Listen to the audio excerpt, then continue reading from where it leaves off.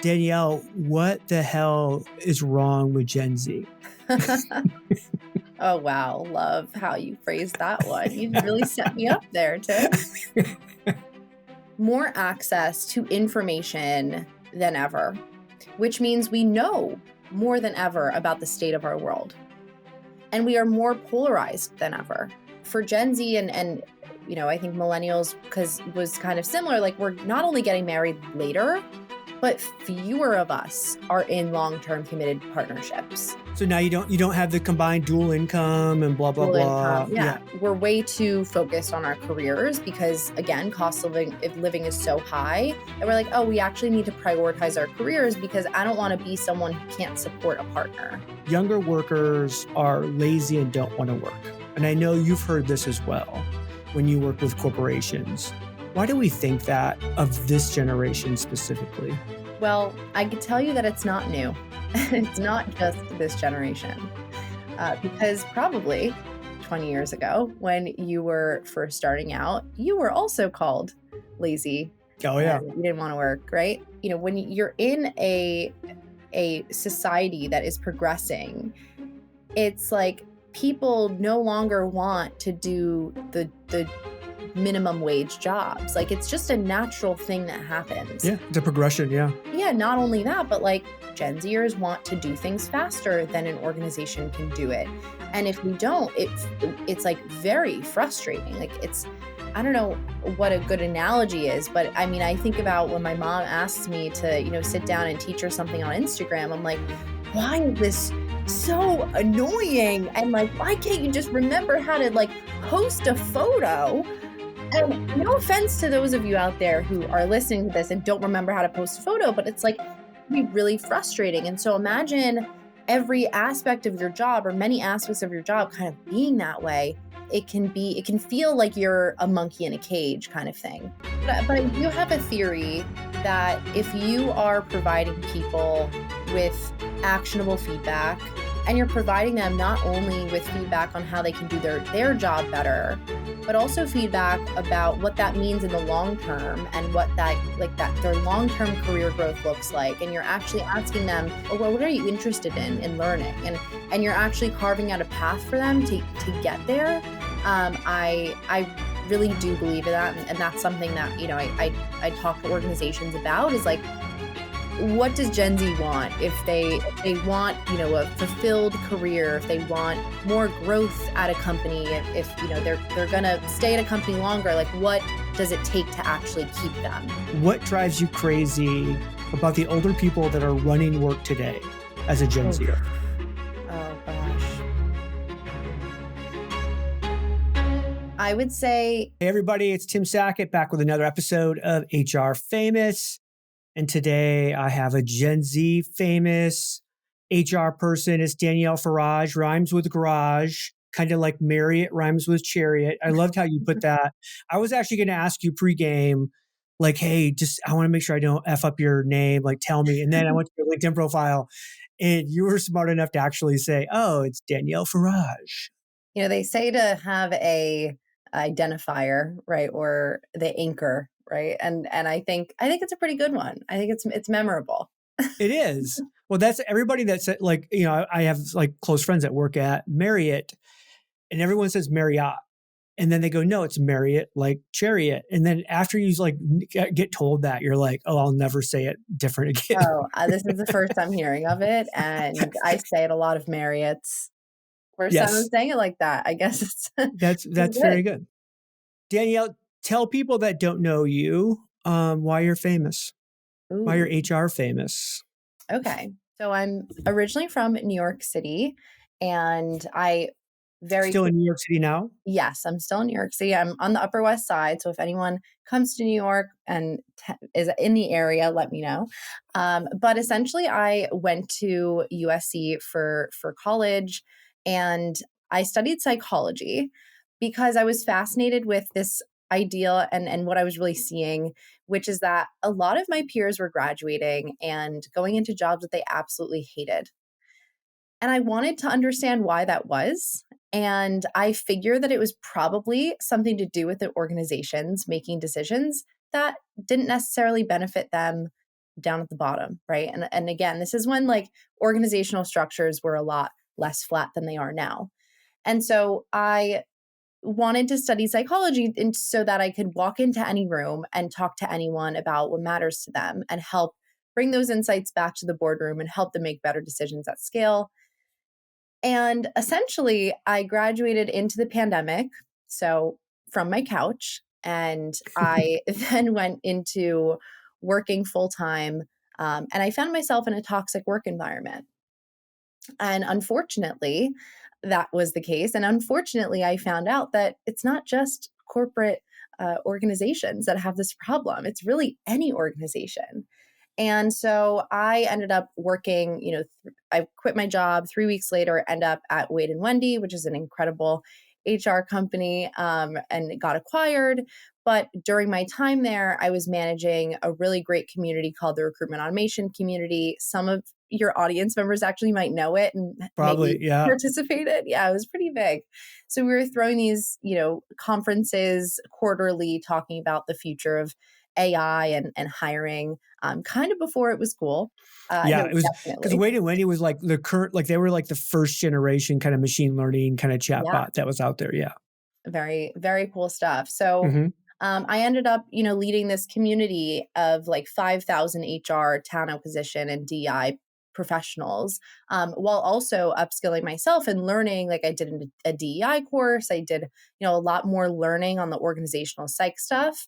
And then I ended up, you know, uh, really being in these rooms with incredibly senior HR professionals, of some really big companies. And I always found myself asking, why am I the youngest in the room? And if we're reimagining work, shouldn't we be doing it with everyone at the table? Hmm. Because It we turns have out, such it an turns out we opportunity. don't care about what young people think. Apparently not. But people love to talk about us and love to talk like they do, right? It's like, oh, Yeah. it's all about the future workforce and like, Yeah. let's bring them in. But like the actions are lacking. And so, anyway, I started to share my insights online on LinkedIn. At the time, posting on LinkedIn was kind of weird. And I think I became a LinkedIn influencer before it was cool.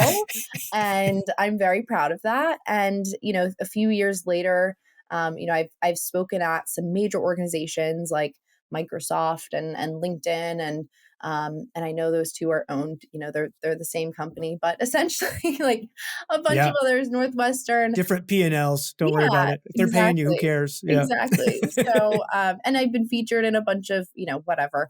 Yeah.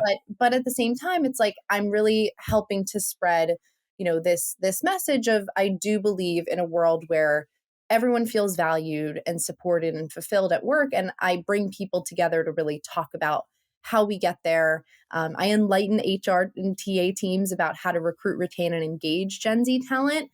But then Yep. I'm also educating young professional Gen Zers, because I am, like you said earlier, I'm a geriatric Gen Z, so I am at the top of the chain. And what's interesting about that is I get to enlighten other generations about my own before Yeah. my own generation might be ready to speak for themselves, Yeah. which I am speaking for myself. It's the one thing that drove me crazy. I've been speaking, for 20 years, right, in this industry. And like I would show up at a conference and it started with the millennials where someone would be like, oh, we're going to tell you about these millennials. And I would show up and it would be like some 68-year-old HR Yep, lady talking about a generation that she wasn't a yeah, part of. And I'm like, still I happens. don't, I don't think, yeah, oh, it happens all the time. Like, I can't tell you how many webcasts and conference things we see, like, come hear about Gen Z, and it's nobody on the panel, nobody speaking as Gen Z. And you're like, this is the most ridiculous thing ever. Yeah. Well, funny story is, I guess, did we meet at HR Tech or did we meet at Transform? HR tech. And that's why I was drawn to you because I'm like, because, and again, knowing your age, in your generation, you were just like, I'm going to come up and introduce myself and talk to you. And I'm like, Yeah. holy crap, like she's impressive.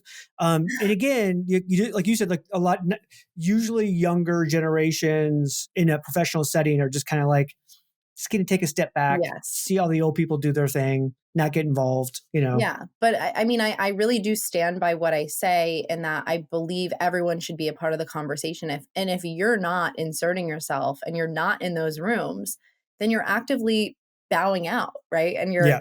because I fought to get to a lot of these conferences, like Transform, for example, last year was my first big conference, which I'm excited to be returning this year. But Yep. the funny story is that they invited me as a partner, right? So they gave me kind of a free ticket. I ended up paying my way there. I shared a room with my friend Sally, who's in this, organizational space. She's an inspirational speaker, Yeah. and we had a blast. And I met so many incredible people. It ended with me being, later on in May, joining the HR morning show. And now I'm on there, every Tuesday at 10 a.m. Eastern. Tune Yeah. in. LinkedIn live show, right? Yes, on the Purple Acorn Network with Yeah. Adam Posner and Joel Alge. So we Yeah. have a really fun time. We got to get you on the show. But essentially, I was at Transform, and I had what I call my Queen Esther moment. And what happened, and for anyone who doesn't know who Queen Esther is, she's an incredible heroine in the Jewish, kind of literature. There's actually Purim is a few weeks away. It's just 2 weeks Yeah. away. So she's very relevant. But anyway, she spoke up and saved the lives of all the Jews in this town called Shushan. Okay, I say it all to say I'm at this Transform panel. It's all about Gen Z in the workplace. And of course, I'm there. Of course, it's 300% over, filled the room, right? Like Yeah. over capacity. People are sitting on the floor, lining the floor. Like it's insane. And guess what? No one on the panel was Gen Z. No. And for something like Transform, I'm like, Transform is probably the most progressive slash, like they're down with the times type of conferences you're going to go to. Yeah. And Well, and one of the things I like about it too is like, I mean, it's people that are doing the work on stage for the yeah, most part, right? yeah, I mean, there might be influencers and analysts and stuff like, but it's overwhelmingly more practitioners than any other yeah, conference. Yeah. 100%. Yeah. And that's why it was hard for me to get a spot, I think, on a stage, because they really do value that pedigree of like you're working Yeah. for a big company. I work for myself right now. And so anyway, I'm at this panel and it's driving me freaking nuts. I'm like, what do I do? Like, should I say something? Like, should I ask a question? Always ask a question, right? That is what I always do. And so I go to the back of the room because it's a panel. I'm not sure if there's a Q&A. And so I make sure I go and I say, are you guys going to do a Q&A? And they say, oh, maybe, not really sure, whatever, but I'll let you know. Fast forward, they don't have a Q&A because what's her name? Claude Silver from VaynerMedia. She Yeah. had to leave for another panel. So I was like, okay, that sucks. But they were doing exercise after. So during the exercise, there was a round table. Probably a third of the room stayed. And we were talking about like the things that we learned. I take the microphone and I, in the Q&A kind of part ish, and I say, it's really great that we're having this discussion. And it would be even better if there was a Gen Zer on the stage, because we're talking about including us in the conversation. Like that was literally something that Claude had said. And I'm Yeah. like, well, no one on the stage is under the age of 35. So I don't really see that happening. So I say that all to say I got invited back this year as a speaker. Nice. Are you leading a panel then on Gen Z? I don't know about leading, but I'm going to be You're on the panel. featured. Yeah, I was supposed to have a workshop. Okay. But Cool. well, next year maybe. Incremental Awesome. change. Yeah. Oh, little by little, you have to get there enough times, right? Yep. Sweet. Okay. I'm gonna ask you some questions. I reached out to you because there was some Gen Z stuff that happened. And I'm like, and you said I got an opinion, and I'm like, cool, we need to talk about it. Yeah. I'm gonna start off here. I'm still playing around with this. I'm trying to figure out the exact right question that I want to ask every guest, because I really would like to have it be the same question. And so I'm gonna start with this one, and then we'll see. So, what are the words you would want on your tombstone? Mm. Years and years, decades from now, but like, let's say you could choose that. What would you choose? I think I would choose I think I would Live, choose love, laugh. no, I think it would be something like, um, you know, happy at work, happy at in life. Yeah, Something like nice. that. Yeah. Mine is going to be time to fill is not a TA success metric. Like, stop it. Like, I'm so like, I did like, see that post of yours the other day. I get so frustrated with it. And again, I get why people do it, but like, I'm just like, can we just be better? Like, can we just please be better? Isn't a better metric like time they stayed? I know, right? The other one that I'm considering on the questions for openers is what conspiracy theories are you really into? Like not many that I can think of, to be Yeah. honest. Conspiracy theory seems like an old person thing. Like my wife and I look Yeah. at each other sometimes and we're like, oh God, stop. We can't get to that age where we start believing the conspiracy Yeah. theories. I mean, well, yeah, I guess the one that I could think of now that you say that, because my family's very clean in terms of what we eat and everything. Oh yeah. So I guess there's one conspiracy theory that like Bill Gates is behind a lot of like the crops being sprayed with a certain substance.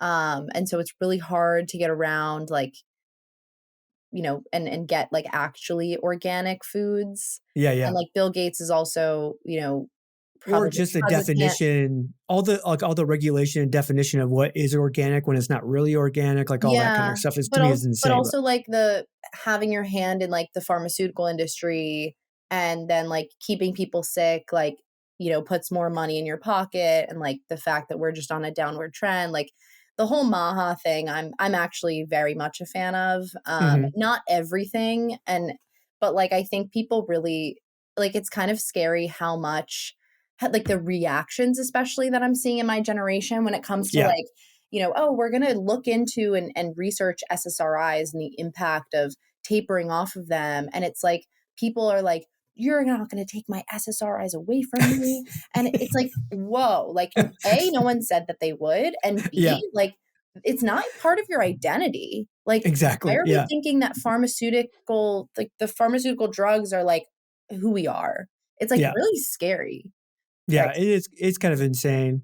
So, all right, we'll get off the conspiracy theory thing. I just think I'm trying to figure out like a question that really gets me into like what people think about. Yeah. Yeah, no, that's a good question. It's like maybe it's something like what do you no, I think that's not so appropriate. I was going to say what do you think about in the shower? Cuz that's when people like have like time. Uh Oh, what do you think about in the shower? yeah, That's a good one though. it's kind of funny. Yeah. I Like always probably you could like, ask it. because we do content, like you do content too. Like when ideas come to us, it's not like when we're just sitting down ready to do content. Like they Yeah. come to us all times of the day. And Yeah. the ones I hate are like when I'm falling asleep. Oh, the And people always worst. like, oh, just put a pad of paper next to your bed or your phone or whatever. I never do that. And I always No. forget. And I'm like, ah, crap. Like I don't. Yeah. No, I have like a shortcut for my notes app Mhm. on my phone, but I don't use it. You know, yeah.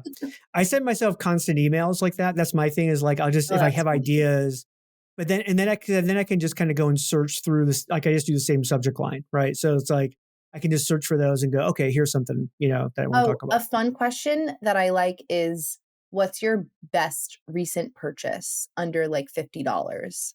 That's hard under 50. Maybe we'd have to do it like 200. Like, by the way, this brings us up to like what I want to talk about. Cause I mean like 50, gee, what can you buy under 50? Like a bucket of popcorn. I don't even know. Wow, you're proving my point for me. Exactly. I know. So here's what we really want to talk about. Inc. magazine had this like a survey and it's a healthy number. I mean, statistically relevant, but it was asking every generation, how much money do you have to make to be considered successful? And I'll run them down from boomers to Gen Z. Boomers said 99,874. It makes sense. They're retired. You don't need a lot of money once that happens, right? Um, Gen Xers, myself, $212,321. Not too bad. Millennials, 180,797.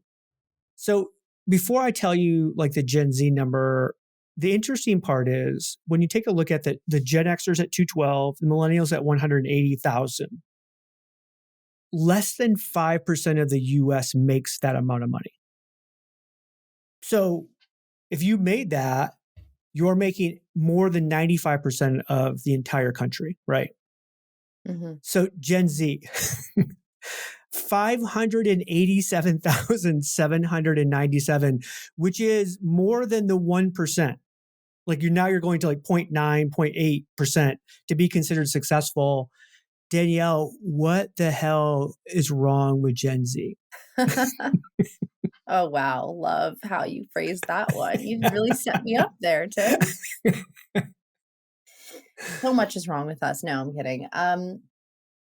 Well, if we look, let's just first look at those other numbers, right? It's like, what are boomers thinking? Like 99,000 to be considered successful. Yeah, the reality though is they grew up in a generation where if you made 100,000, you were wealthy, right? Right. And now they're retired, so they don't need money. So I think Right. in their mind, they're just like 100 grand. Oh my gosh, like Oh, you're like that's a amazing. lot. Yeah. Yeah, Because they're already retired. That makes sense. So then, yeah. So boomers, it's just out of the question. But then yeah, Gen X is like more, probably Gen X and Gen Z have the most reasonable numbers, if I were to say anything about that, because it's like Gen Xers are, their kids are in college or they're finishing college. yeah, They're looking at huge bills. They're also probably housing a Gen Z or two, yeah, because at the end of the day, it's like, average number of kids, but then also many Gen Zers live at home still. yeah, I live in my parents' apartment in the city that I'm very grateful to have, but they don't live in New York. They're just divorced and they kind of live in separate yeah. states. So it's like, yeah, like technically I still live at home. Quick question. This is just the Gen X dad in me now. Yeah. What bills do your parents still pay for? Oh, phone. Cell phone. Yeah. What else? Uh You're I'm off insurance, so they can't pay for I'm that. off insurance. What other bills are there? Streaming Like, services. Do yeah, streaming you freeload services on for those? sure, Yeah. for sure. Until hopefully I'm 40. Yeah, and then like, millennials, it kind of is puzzling to me because they're at a certain point in time where they're disillusioned, right, by this idea that you work your way up and then you make a lot of money and you're respected in the workplace and all of that, and maybe you have less work to do. Like, no, like that's not real. And Mhm. so I'm either seeing like millennials opt out entirely and like the overeducated ones are like starting like, co-living and co-working businesses in the middle of Greenpoint. Yeah. Or, they're continuing to grind and many are unhappy, but some are, advancing and kind of becoming managers and whatnot. Or My they're take on becoming the millennial directors. my take on the millennial one too is they've actually worked enough now where they've given up hope, right? They've given up hope that somehow they're magically going to find this career job that they Right. love, that they're going to make, a $500,000 a year. The grind is real to them now. And they're on the treadmill. They're just like, Yeah. yep, I guess I'm here for life. Yeah, yeah. And at the same time, it's like I think there's a lot of talk about how the wealth disparity between people who bought a home before COVID versus after. Yeah. And I think like millennials tend to either fall on one side or the other of the line versus Gen Z like completely missed out on that. And then we'll get to Gen Z, which is, housing is a big one, a big question. Yeah. Um, I think a lot of Gen Z has dealt with, growing up. Let me just like paint a picture for you, right? Yeah. We have more access to information than ever, which means we know more than ever about the state of our world. And we are more polarized than ever, right? And so those two things are like, on the one hand, that's a kind of the framing of it all. Do you feel, before we move on to that next point, because I want to dig into this point a little bit on the polarization part, do you feel your education forced you to be a little more polarized than a few other generations? Because it seems like millennials started to get polarized. Like when I was at Gen X, like I feel like especially going through school, like everybody kind of felt the same. I mean, there was way Yeah. more in common than different, right? And Yeah. you could always find something to coalition to come together where almost everybody would say, "Oh yeah, for sure. You know what? We love puppies, Tim. Cool, awesome. We can all agree we love puppies." Now it's like, Yeah. "No, I love cats." And you're like, "Oh God, like you can't love Yeah. puppies too, right?" I love puppies. No, but I think like, yeah, like one of the issues that probably is one that most of Gen Z is on board with, is like LGBTQ. And, they're like that should be anyone should be able to get married to anyone, right? And For so that sure. was probably one of those key issues that like we're kind of on a united front there. Yeah. But as far as like your question, like, yeah, like I went to USC, which is not a very political school. But at the same time, like I had several instances, especially because I was in the, liberal arts side of the school, where I would be in like an international relations class. And the teacher, I remember this one time, the teacher asked us, like, what's an example of a country who, is kind of an underdog that like really has so much innovation and like has grown drastically and has had a really big impact on the world. And as a Jew and as an Israeli first, Yeah. immediately am like, oh, Israel, like For sure. easy, Yeah. right? Yeah. And I say that, and I raise my hand, I say that, and the professor's like, well, not really. Like that one's a little Per problematic. capita, like, how could you say that? Like, I mean, the amount of Nobel Peace Prizes or innovation, like Yeah. everything, like, I yeah, mean, it's like the Silicon Valley on the other side of the world, yeah, like yeah, number two. So I was like, whoa. And that was sort of the first time. And there were some other instances in throughout my time at USC, but like I think the moderate or conservative Republican, like any of that was very much looked down upon. yeah, And you felt that. And I think it's tough. And I think, as a Jewish person after October 7th, for me, it's much more apparent than ever that like there's a lot of propaganda. There's a lot of sort of toxicity the within crazy part of that. their So, education. like, this is my dad joke around about Jewish because I have a Jewish wife and Jewish children, obviously, Yeah. but I never converted. So people always ask me, "Are you a Jew?" And I'm like, "No, I'm Jewish." And they're like, my kids have heard that joke 1,000 Yeah. times. They're like, "Oh God, Dad, stop that, please, just convert already." That's Um, funny. but like, so the crazy part for me, and we won't go down this political kind of Yeah. roadmap, but like 80% of Jews are liberal. They voted pretty Yeah. much voted Democrat. And then, like to have like that after October 7th to see the world blow up around them is insane to me, Yeah. Well, also, and like a lot of Jews after October 7th did not vote liberally, Yeah. um, because we don't feel protected by Democratic Party Yeah. anymore. But and it goes back to your education experiment as well. Like we see this on campus, right? Where if you're a Jew on campus today, you don't feel safe. I No. mean, for the most part, Yeah. at a university. Yeah. Yeah. Which Or is very really few of scary. them. Yeah. It's really scary.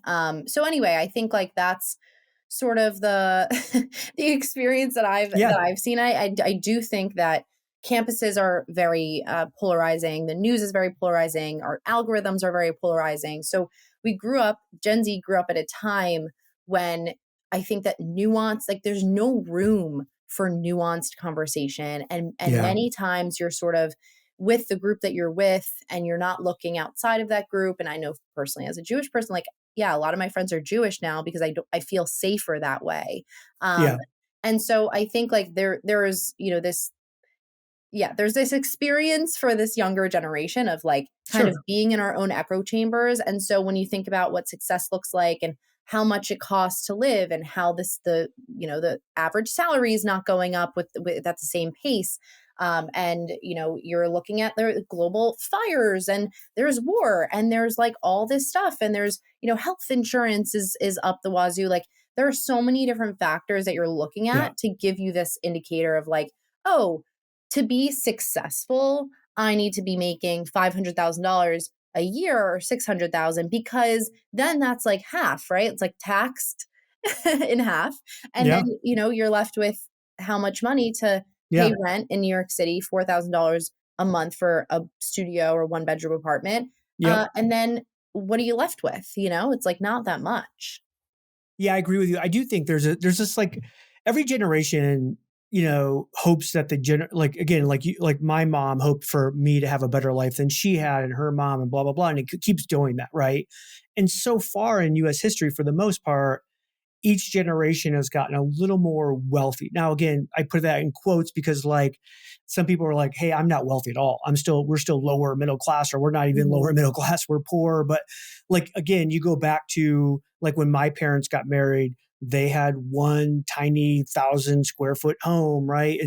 But again, that was a neighborhood, middle class. And then like my kids expect that coming right out of college, they should have what I have to start out with, or even better, which is kind of upper middle class. And you're like, that's just not reality. It's just not Right. it's not how you start off in your career. Right.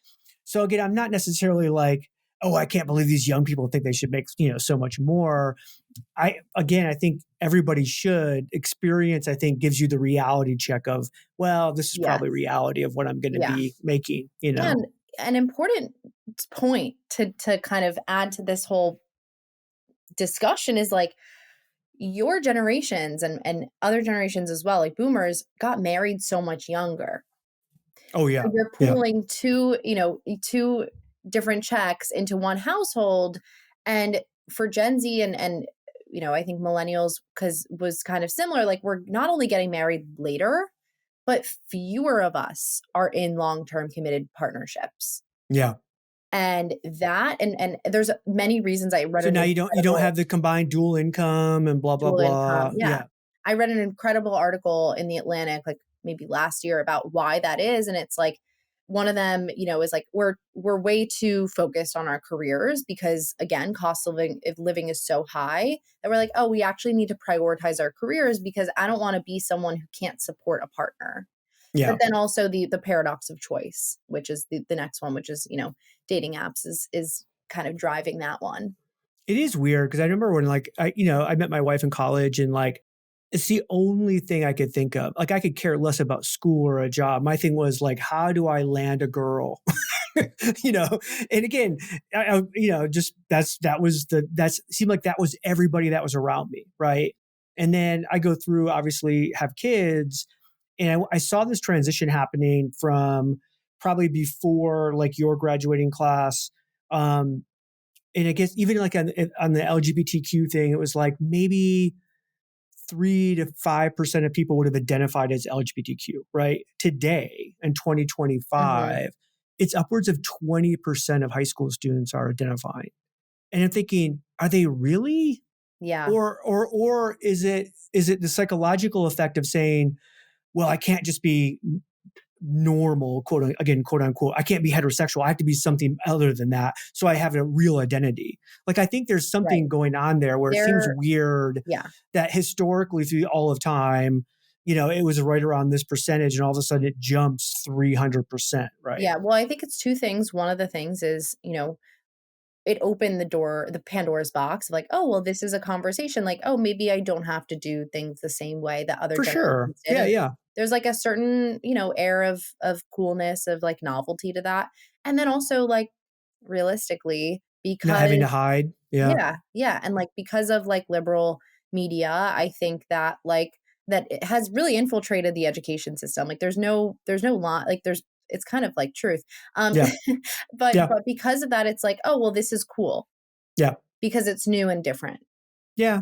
And again, every young generation did something like that. Maybe it was having a Right. mohawk or wearing, clothes that were crazy, whatever. Everyone kind of comes up with that identity that they want to do. I get that. Um, so I wrote a post, like I don't know how to phrase this. I don't want it's not offensive to you, but if I would go to meet with 100 CEOs that were Gen X baby boomer, I would say 90% of them would make this kind of claim. Younger workers are lazy and don't want to work. And I know you've heard this as well when you work with Mm. corporations. Why do we think that of this generation specifically? Mm. Well, I could tell you that it's not new. It's not just this generation. Yep. Because probably 20 years ago, when you were first starting out, you were also called lazy Oh, and yeah. you didn't want to work, right?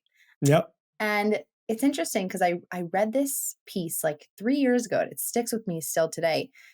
It's that, when you're in a society that is progressing, it's like people no longer want to do the minimum wage jobs. Like it's just a natural thing that happens. Yeah. It's a progression. Yeah. Yeah, not only that, but like, we have the integration of new technology. And it's like, well, Gen Zers want to do things faster than an organization can do it.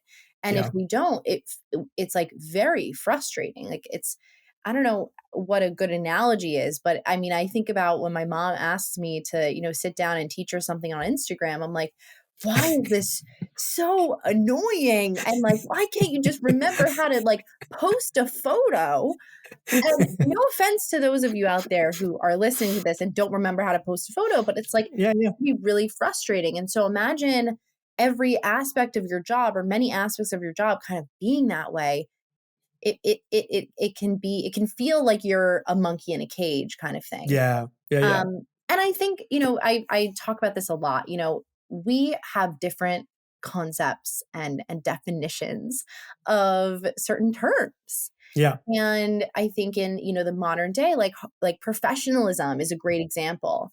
I grew up into the pandemic, right? And so when I graduated, professional meant wearing a really nice top and Yeah. showing up on Zoom at the right and yoga time pants on the bottom. Yeah. and yoga pants on the bottom and like your kids running in the back and like life, right? And like showing up and like being like a full human. Yeah. And maybe like, maybe before that, it wasn't professional to have your kids in the background playing, but like we are human. And I think Yeah. the whole pandemic kind of helped us to humanize the experience of work, and the realities of it.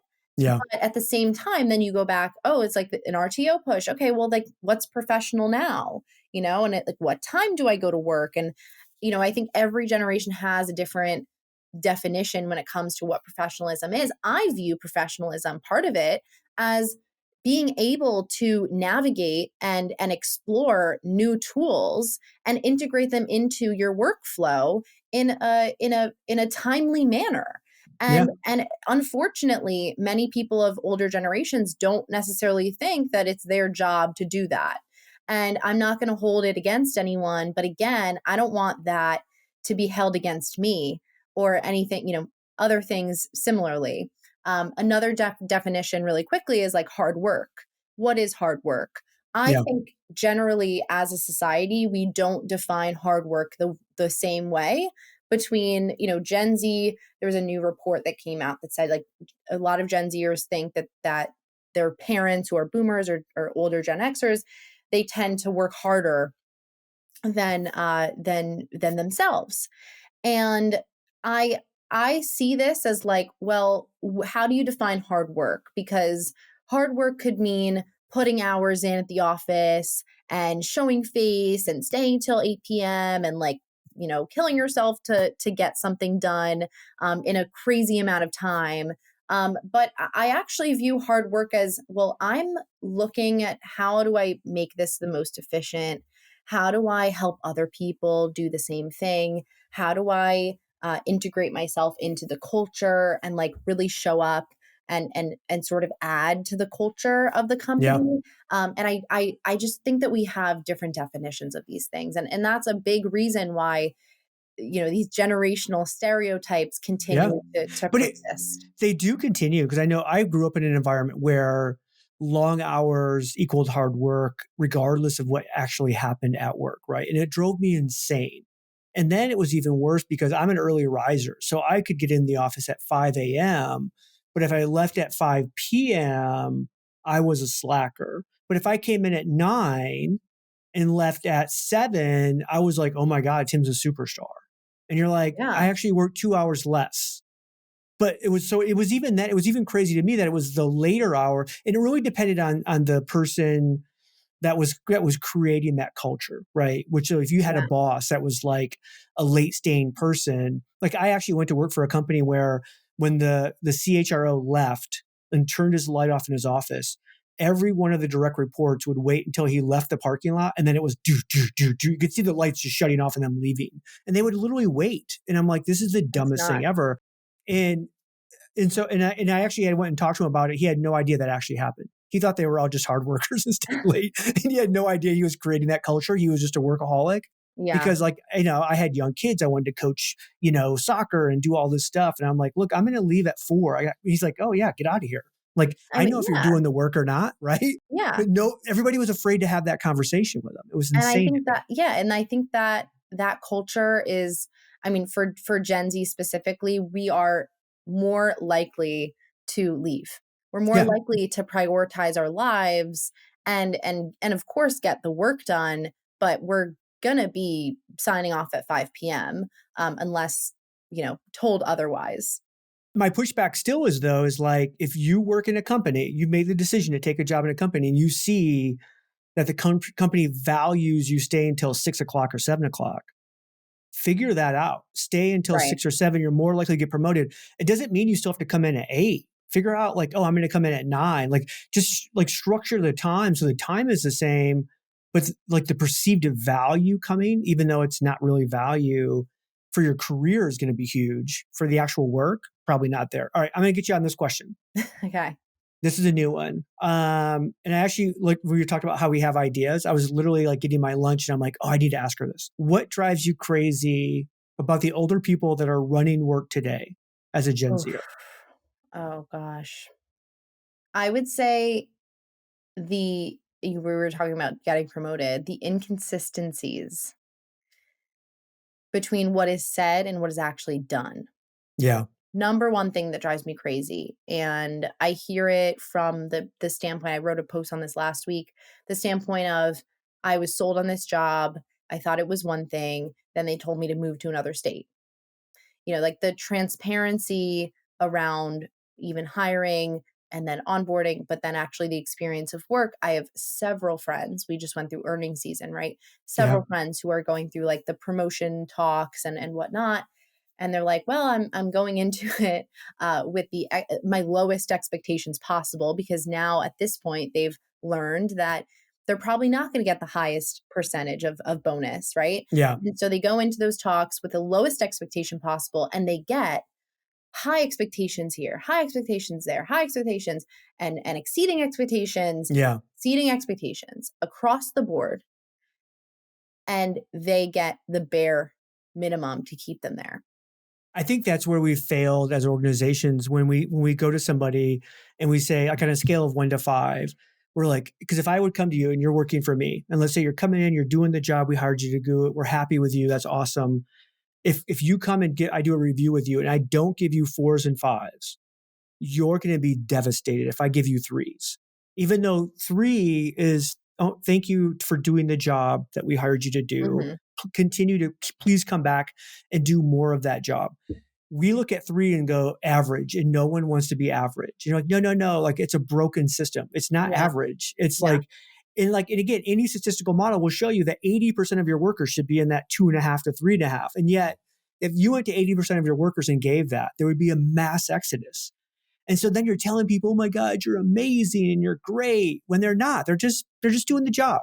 yeah. It's a Which again, it's a real problem. It's a yeah, real problem because then they're like, "Oh, well, if I'm exceeding expectations, then I can go to another company exactly. and the grass is greener Yeah. and I'm gonna make more money and I'm gonna," they have this like huge Yep. idea in their head, and then they go and do that maybe, and then they experience that's not really That was the that truth. was the thing that drove me crazy in my career. Was I felt like if I wanted to move up at the speed I wanted to move up, I'd have to leave a company, even though I really liked the company. Like you and I talked about, we've been in companies that we loved, and then through acquisition, merger, like the Oh, culture changes, and you're like, oh. worst. And so, but then like it took me a long time to realize like some of the people that I admired the most had stayed in a company like 20, 30 years. And again, now they're the top in the C-suite, and I'm like, God, but the grind of them having to work 5, 8 years, 10 years in the exact same position before I mean, most people just don't have that patience, especially the younger you are, you don't have those patience. Especially when you're seeing your peers move and jump organizations and get Yeah. promoted. And like a friend of mine, very close friend of mine, was promoted a year early at her banking job and then got poached by a hedge fund. And she's like, I mean, years ahead of where many other Yeah. people her I age will. are. Yeah. by being willing to move. I always think there's a part where when you can do that, and as long as you're moving for the right title, right brand, when you start to move just for money and no title, all of a sudden you start like it hurts your career a little bit. Yeah. Like it's weird how all that kind of works. But I Anyways, do have a theory that if you are providing people with actionable feedback and you're not necessarily, let's take an average worker, a 2 or a 3, and you're providing them not only with feedback on how they can do their job better, but also feedback about what that means in the long term and what that their long-term career growth looks like. And you're actually yeah, asking them, what are you interested in learning? And you're actually carving out a path for them to get there. I really do believe in that, and that's something that I talk to organizations about, is like, what does Gen Z want? yeah. If they want, a fulfilled career, if they want more growth at a company, if they're gonna stay at a company longer, like what does it take to actually keep them? And that's one of the things. Yeah, I think if you had the right leader that would come to you and say, "Hey, look, I can't guarantee you that you're going to get promoted in 3 years, but over the next 3 years, here's what I'm going to deliver to you for for your development, so that at the end of the 3 years, if I can't promote you or the organization can't promote you, you're going to be so valuable that you'll be able to find that Yep. job someplace else." And I think Yep. people would stay around for that because it's so rare that you have a leader that will put that into you. And yet we don't go to our leaders and say, "Hey, no matter what, just keep developing your people like crazy." And they're more likely to stay. And then ultimately, you know what? The promotional thing will work its way out. It'll be fine, from that standpoint. Anyways, Danielle, tell people how they can find you. If they want to hire you, know more about you, all of that. Yes. So you can find me on LinkedIn at Danielle Farage, like garage with an F, or you can go to my website, daniellefarage.com, and you can read more about my work, my speaking, my consulting, my career creator Yeah. professional life. And yeah, it's so nice to be here. So thanks for having me. And if you want to see her live, the HR morning show Tuesdays at Tuesdays at 10 a.m. Eastern, 10 and we're a.m. actually Eastern. going to be dropping a new show, actually today, which is kind of crazy, called From X to Z. So we're going to be unpacking a lot of the ideas that we talked about today. Sweet. Funny enough, yeah, on between me and Mervyn Dinnan, who is Yeah. a boomer I slash, love Mervyn. he likes to Yeah. say he's Gen X, The but nicest dude in the world. Yeah. yeah, he's great. So yeah, thanks Awesome. for having me. Awesome. Thank you. And everybody, that's another episode. We'll work to be better next time. It's HR Famous. I am out.